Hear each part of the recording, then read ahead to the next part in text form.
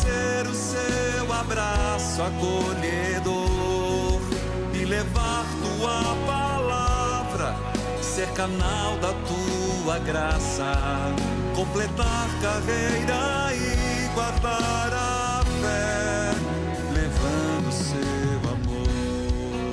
Deus é presença aqui, sua voz se faz ouvir, encham as talhas com as minhas graças. Bom, hoje nós estamos no interior do estado de São Paulo para mostrar que, através da esperança, vidas e famílias são restauradas. Aqui na cidade de Guaratinguetá, começou a história da Fazenda da Esperança, que já ajudou milhares de jovens que se propuseram a abandonar o vício da bebida e das drogas. Vamos conhecer? Por tuas chagas, Senhor, fomos curados. Bom, você que está acompanhando pela Rede Católica da Igreja, esta emissora que 24 horas quer levar as pérolas, às vezes escondidas, na igreja, para transformá-la em boa notícia. Eu tenho um privilégio de estar aqui com dois grandes homens e servos de Deus.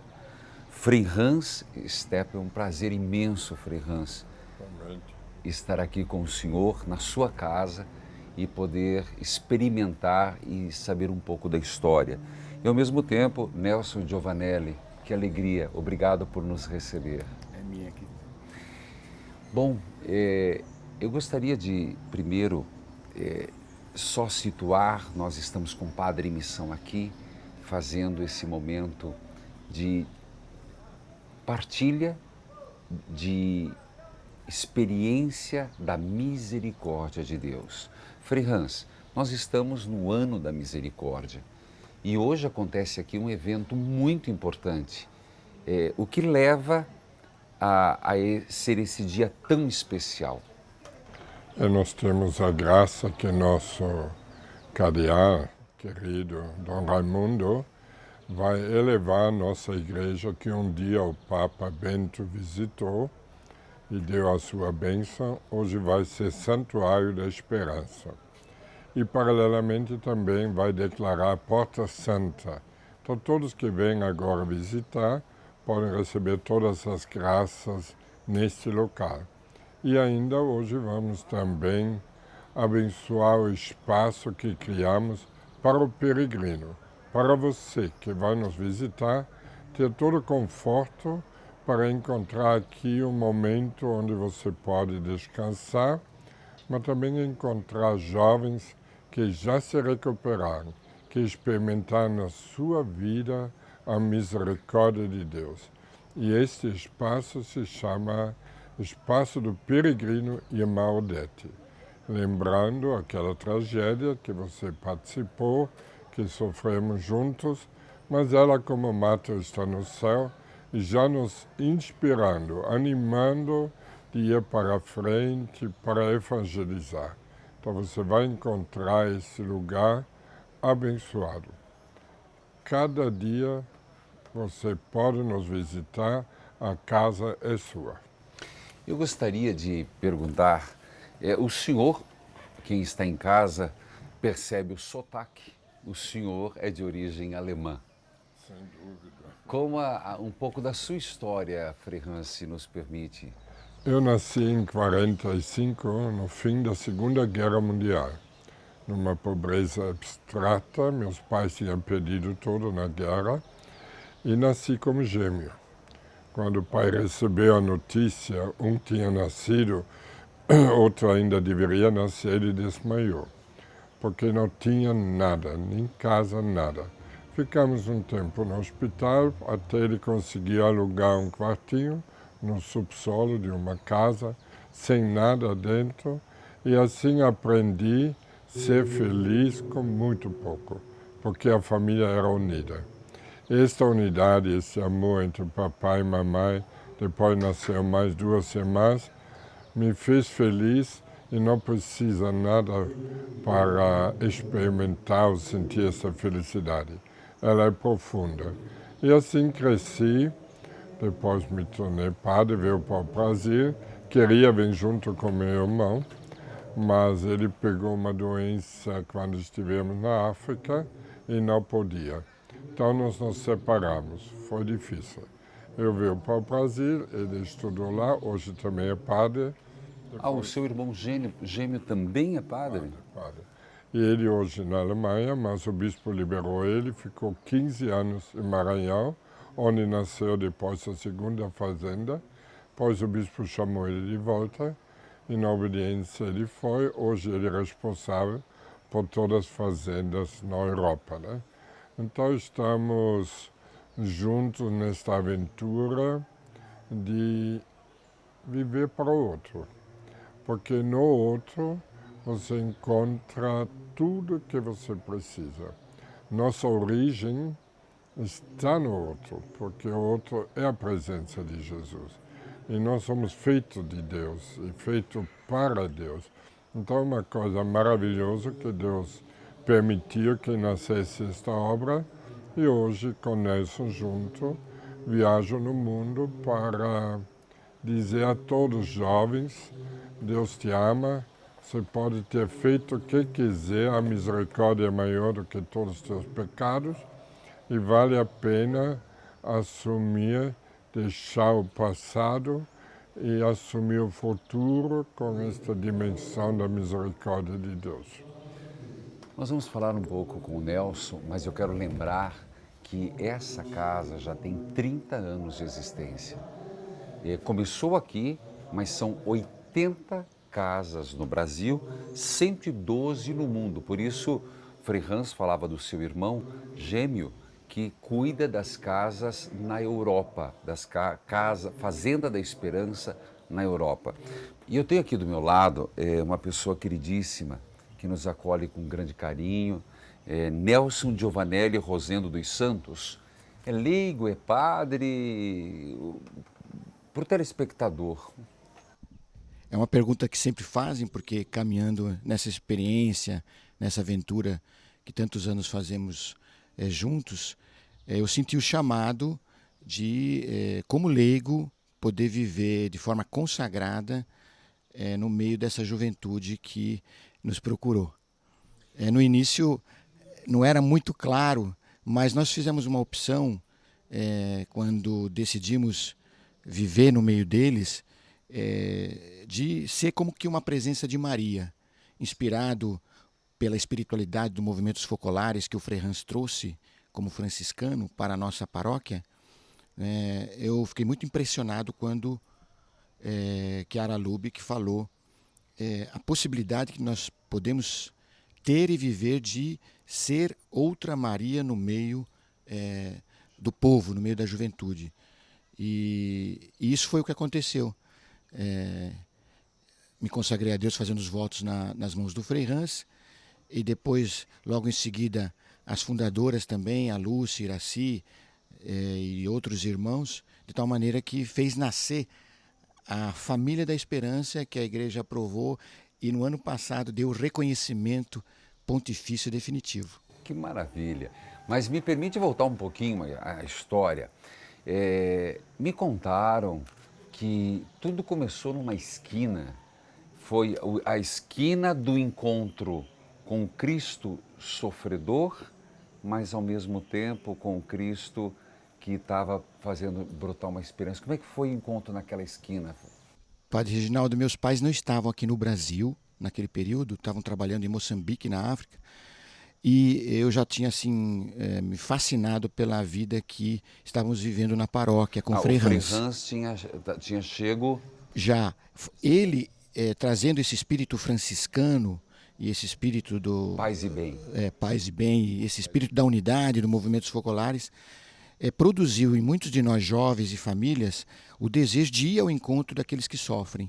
Então, quando eu voltava do trabalho ou da missa, passava por uma esquina onde muitos jovens se encontravam para se drogar. Nasceu dentro de mim um desejo de ir até eles, mas o sentimento de medo me bloqueou. Como se criou um costume na paróquia de escolher uma frase do Evangelho para colocar em prática e colocar em comum as experiências. Uma frase de São Paulo, da Carta aos Coríntios, me tirou o medo.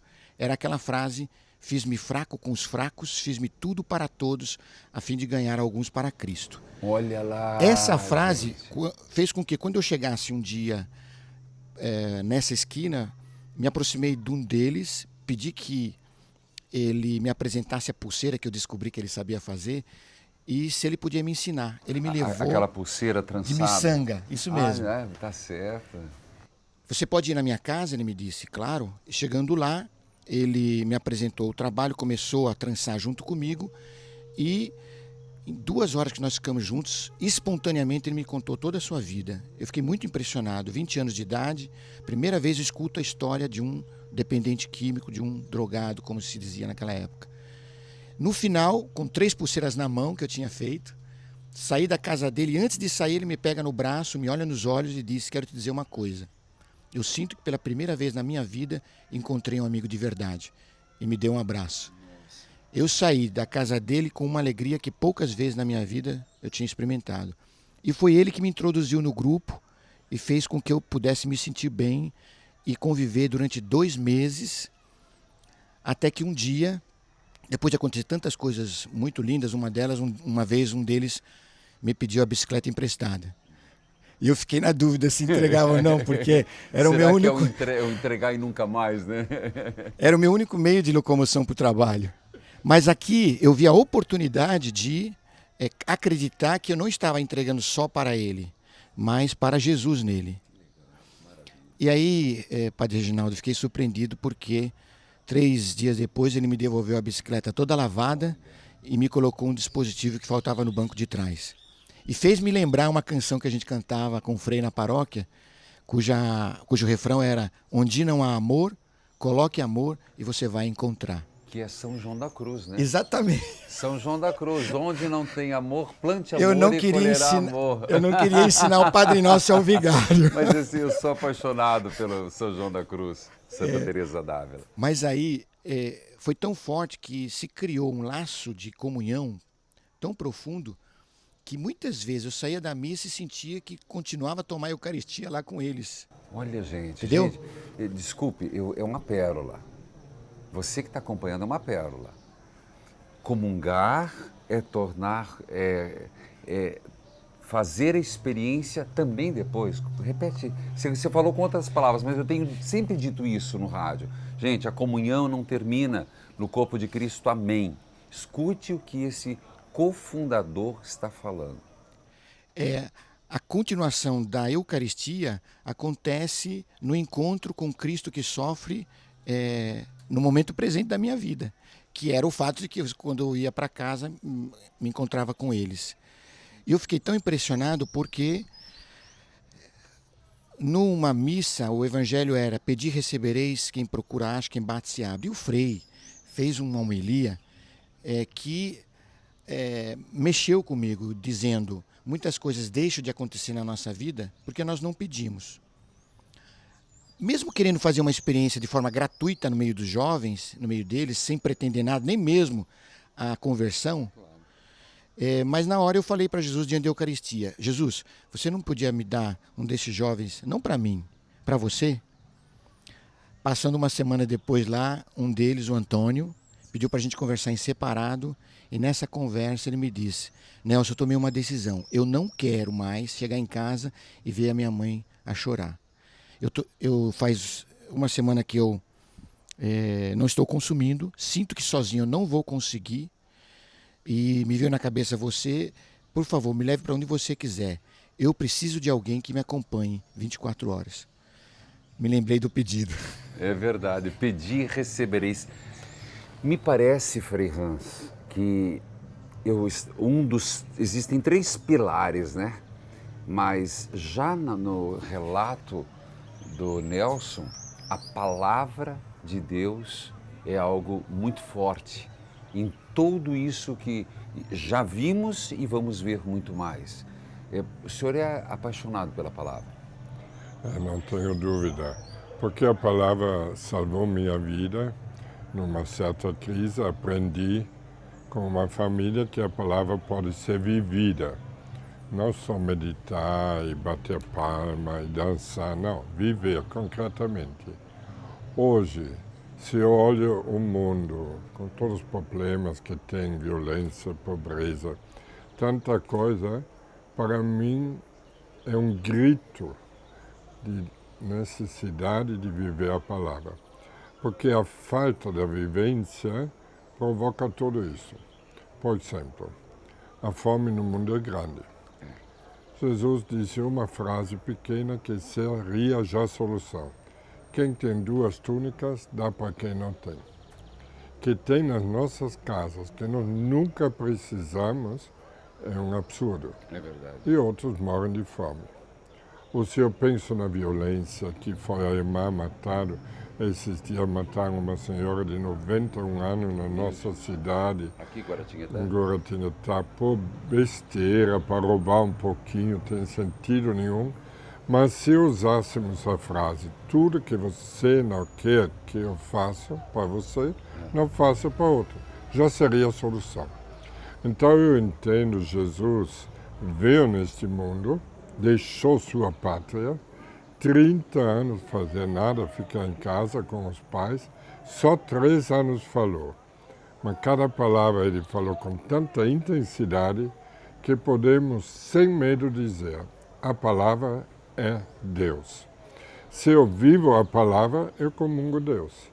E com isto vem a luz, vem a sabedoria, vem a alegria, a paz. Precisamos valorizar a palavra.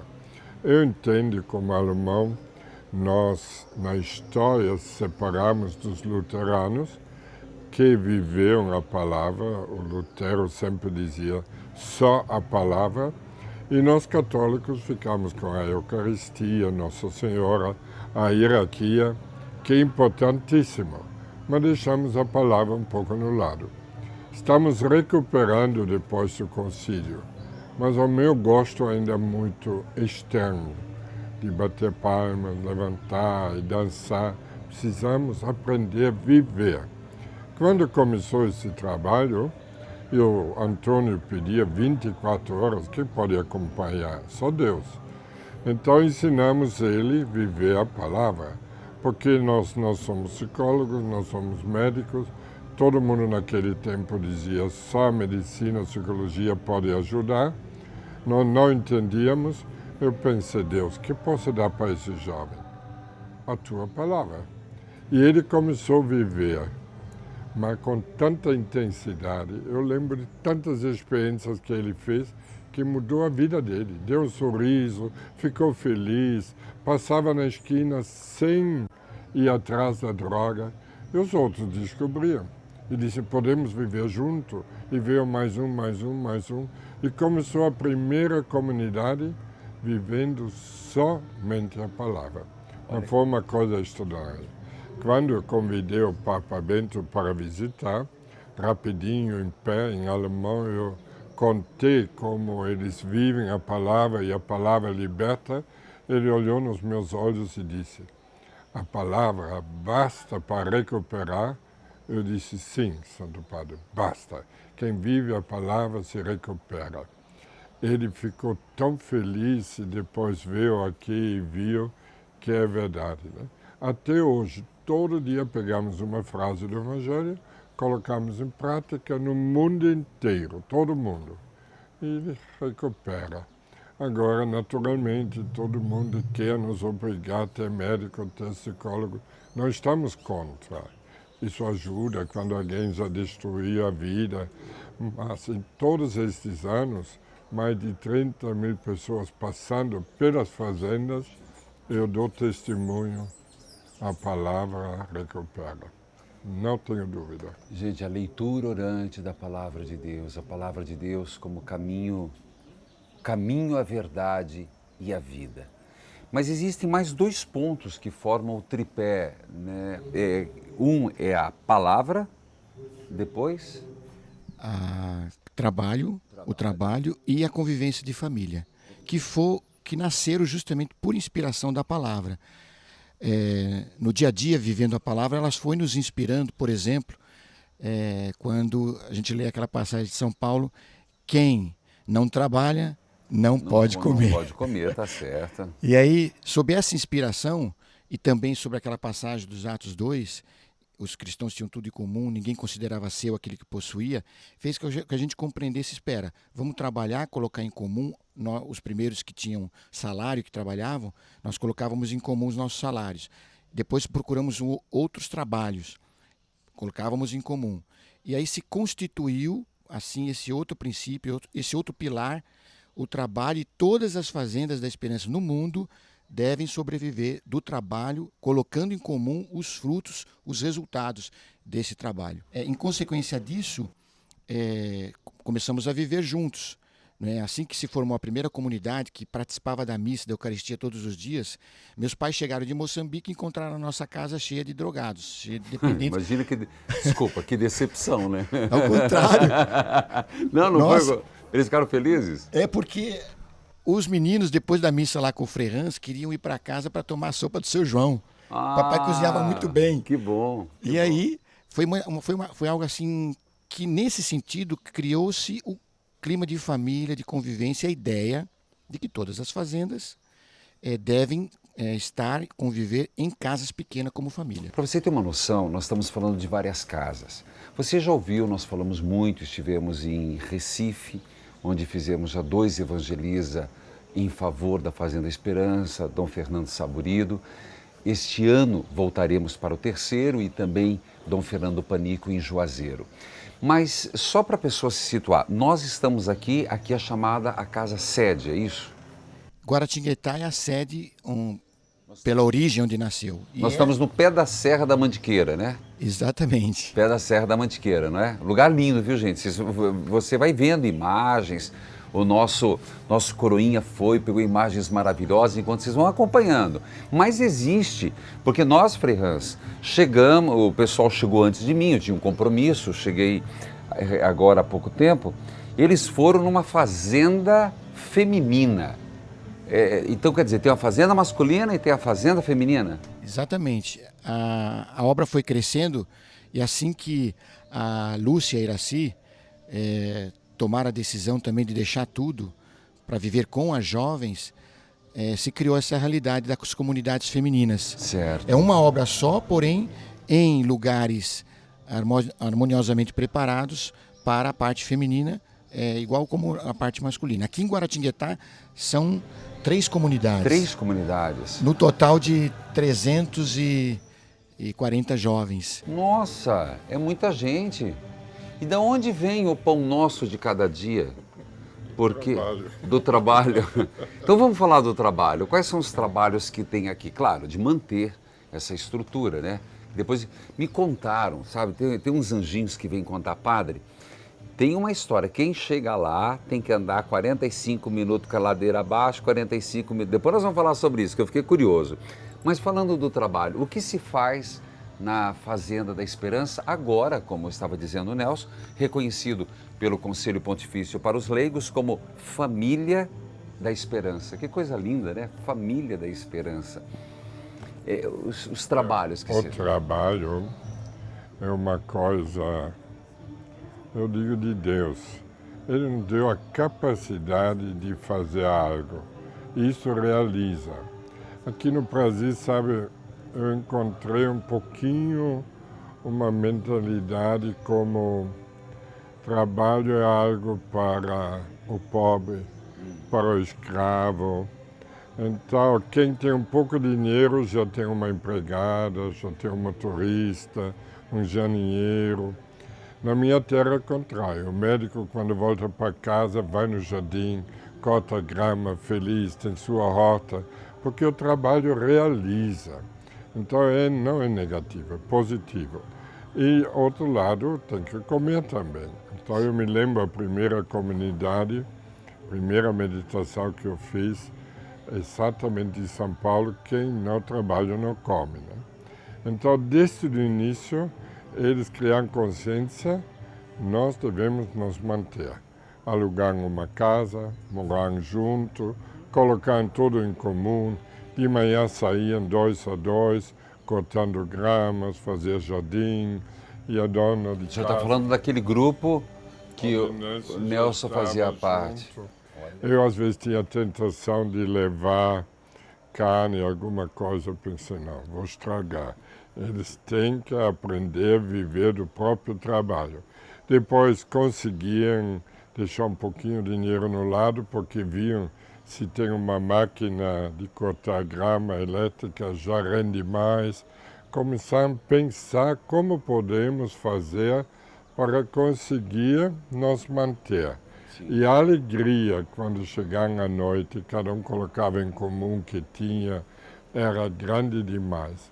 E uma coisa também, quando a gente vive em família, trabalha junto, tem tudo em comum, a alegria é tão grande que você não precisa de dinheiro. Eu me lembro uma vez a Iraci, uma fundadora da parte feminina, chegou na minha casa, deixou um pacote deste papel de pãozinho. Eu pensei, ela trouxe pães para os pobres. Eu disse, pode deixar lá. Depois, quando saiu, eu quis pegar para levar na cozinha. Era cheio de dinheiro. Então, ela tinha tirado toda a poupança dela e colocou em comum. Nossa. E depois, com uma naturalidade, porque quando você encontra Deus, você não precisa mais. Quem tem a mania de juntar e tudo, é um sinal que ainda não tem Deus. Isso não tenho dúvida. Daí que surge a corrupção, daí que surge toda essa... Eu sempre brinco, mas também não podemos criticar o rico. Porque para mim o rico, como alguém no alto mar que tem uma tábua. E segura nessa tábua, chama dinheiro. Se eu vou dizer, larga esse dinheiro, dá para os pobres, eu falto com a caridade, porque ele não tem. O que tem que fazer? Chegar lá com um barco, dizer, você não quer entrar? Ele vai perguntar, eu posso levar a tábua? Lógico. Imagina você anda no barco com tábua. Te atrapalha, você mesmo vai ver besteira, não precisa e joga fora. Então nós devemos dar a Deus. Isso nós tentamos fazer. Ele é entre nós. E mais que nós éramos radical de escolher Deus como tudo, mais veio depois também a providência, uma coisa extraordinária. E mais que chegava, mais nos dávamos, e mais chegava. E até hoje é assim. A gente não pode segurar. Eu brinco, digo, eu sou franciscano, todo mundo sabe. E franciscano tem a pobreza, voto de pobreza. Então, eu não posso ter nada, graças a Deus, isso me liberta de tanta coisa. Mas, no outro lado, o franciscano deve receber milhões, porque a carisma, eu tenho que aceitar milhões do rico para dar para o pobre. O único segredo, não segurar nenhum centavo. Se você segura um centavo, você atrai teu carisma e não vem mais. Então, para mim, hoje eu digo a todos, pode me dar milhões, mas eu não vou segurar e vou passar para os pobres, para todos que precisam. E desse jeito cresceu a obra no mundo inteiro. Quantas pessoas, por exemplo, chegam e dizem, Frei, estou morrendo, eu não vou levar nada, eu não sei o que fazer. E depois me dão toda a herança, porque querem, além da morte, amar. É verdade. É bonito é alguém isso. Nossa! E eu não posso segurar esta herança, tenho que dar para os outros. E assim crescem as fazendas, assim crescem outras obras. Nunca me sentia só responsável pela fazenda, pela igreja, onde a igreja sofre, precisamos ajudar. Por isso faço parte da ajuda à igreja que sofre, que pede dinheiro para o mundo inteiro, onde tem pessoas sofrendo. Porque a comunhão é a solução. Não falta dinheiro. Falta a comunhão. Então eu digo sempre para todos, experimentem a alegria de dar. Deus retribui quem doa com alegria, né? Deixa eu fazer uma pergunta. Aqui tem uma fábrica de água sanitária, mas são eles mesmos que trabalham? Porque existe um outro pilar que é a família que... pelo que eu estava vendo, a própria família vende o que eles produzem, uma parte pelo menos. É um procedimento de participação das famílias em que, quando trazem os filhos para se recuperar, sabem antecipadamente que vai colaborar não pagando o tratamento, que é gratuito, mas levando uma cesta de produtos para vender esses produtos no seu bairro, na sua paróquia, na sua comunidade evangélica, enfim. E isso fez com que os pais participassem do processo de recuperação do filho de maneira gratuito, participativo, certo? E quais são esses produtos? Todos aqueles que são feitos nessa fazenda, na outra e nas fazendas de todo o mundo. Então, por exemplo, aqui tem produtos derivados de leite, tem artesanato, tem a produção de reciclado plástico, são 40 toneladas mensais de reciclado plástico. Tudo a ver com o Papa Francisco falando sobre Nossa Casa e a campanha da fraternidade, né? E, além disso, eles fazem a garrafa que é depois preenchida com água sanitária e depois é vendido no mercado normal como água sanitária Fazenda da Esperança. Além disso, desse reciclado plástico se produz, não é, essa madeira plástica que está aqui do seu lado, padre. A hora que você vê, você pensa que é... Verdade. Tá vendo? Eu achei que era madeira. Exatamente. Se chama madeira plástica.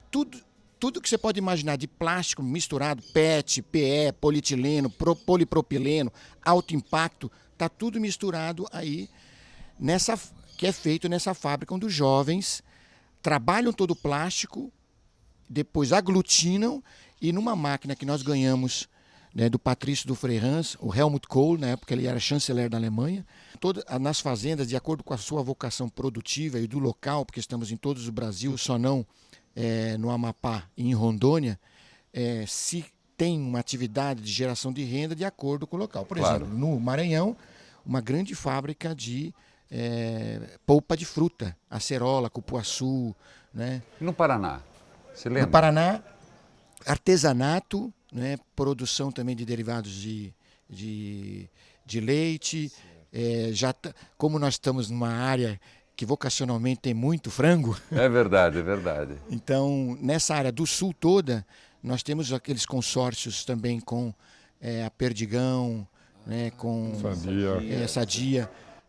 É bonito de ver os jovens assim, recebendo os pintinhos, depois vendo eles saírem. Né? Temos também a produção em Toledo, né, com a Sadia, de produção de porcos. Olha, todos os anos...